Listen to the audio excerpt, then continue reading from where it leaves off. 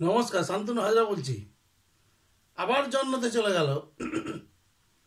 হাফিজ সঈদের অবশিষ্ট একটি সঙ্গী ছিল, তার নাম আব্দুল রহমান। তিনিও আর জঙ্গি, কোনো এক অজ্ঞাত পরিচয় আলতাইর হাতে খুন হয়ে গেলেন, চলে গেলেন জান্নাতে। যারা ভারত বিরোধী শক্তি, তাদের এখন খুবই দুর্দিন যাচ্ছে।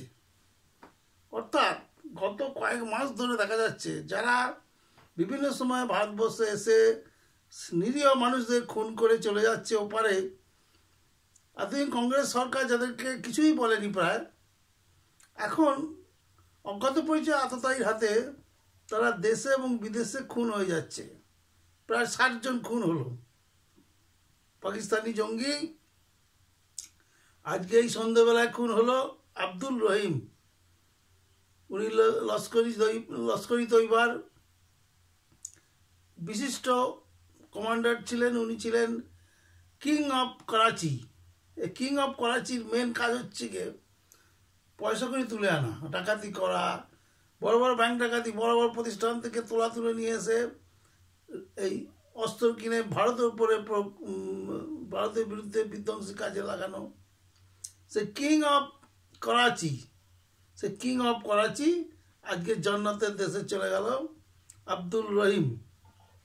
এর আগে গেল মাসে আবু কাতিল, এই মাসে আবু কাতিলকেও মেরে দিয়েছে একইভাবে অজ্ঞাত পরিচয় আততায়ী। তার আগে করেছিল কাসেফ আলী। উনি ছিলেন PLML লস্করি তৈবার।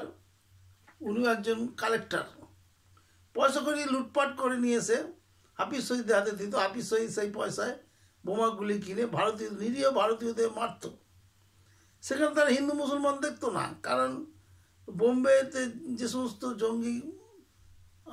জঙ্গিরা ঘটনা ঘটিয়েছে, সেখানে বহু মুসলমান মারা গেছে।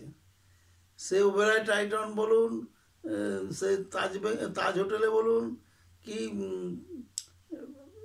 শেয়ার মার্কেটে বলুন, সব জায়গাতেই নিরীহ মুসলমানও প্রচুর মারা গেছে। হিন্দুও মারা গেছে, মুসলমানও মারা গেছে।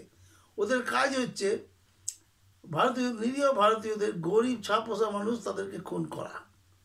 কখনো বা কাশ্মীরে নিরীহ ব্রাহ্মণদের খুন করা। তারা আজকে